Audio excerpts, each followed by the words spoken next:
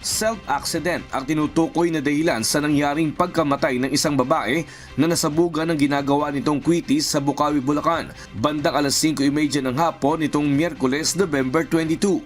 Sa lakas ng pulbura at kemikal na mga paputok, napulbos at nawasak ang paligid sa lugar kung saan ginagawa ng biktima ang paputok.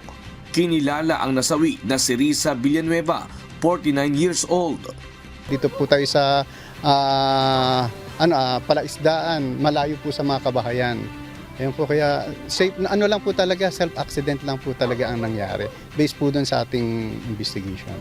Ayon sa Deputy Chief of Police ng Bukawi, Bulacan na si Police Major Isabelo Mondihar, naitagbo pa sa Bulacan Medical Center sa Malolos ang babae at sinubukan pa itong i-revive, subalit hindi rin nagtagal at binawian din ito ng buhay dahil sa tinamon itong malaking sunog sa parte ng katawan at pagkaputol ng kaliwang binti. Ang nakikita nyo ngayon ay ang lugar kung saan sumabog ang pagawaan ng kwitis. Sa lakas ng impact, nawasak ang kubo kung saan gumagawa ang biktima at pati itong pader ay nasira din. Nang puntahan naman ng mga pulis ang pinangyarihan ng pagsabog, doon na tumambad sa kanila ang mga nagkalat na upos ng kwitis at pulbura na posibleng nag-spark o nagliyab habang ginagawa ang paputok. Part ng kwitis. Diyan po linalagyan po ito ng pulbura. Po, tapos sinisiksik po diyan. Ayun po, doon po siguro doon nga po nangyari yung pagsabog, nagkaroon po ng friction, nag-init po yung loob. Kaya nadamay na po yung ibang ginagawa, nagkaroon po ng pagsabog. Bali, gawa, bukod to sa Bunlo, private property to eh. Ang ginagawa niya dyan, mga kwitis lang talaga. Yung ng kwitis, yung pinakabam. Yun, mga oras na yun, hapon na eh.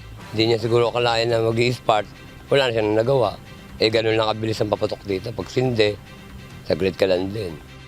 Samantala, ayon kay Robin Del Rosario, barangay chairman ng Budlo, nakahanda silang mag-abot ng tulong sa pamilya ng biktima.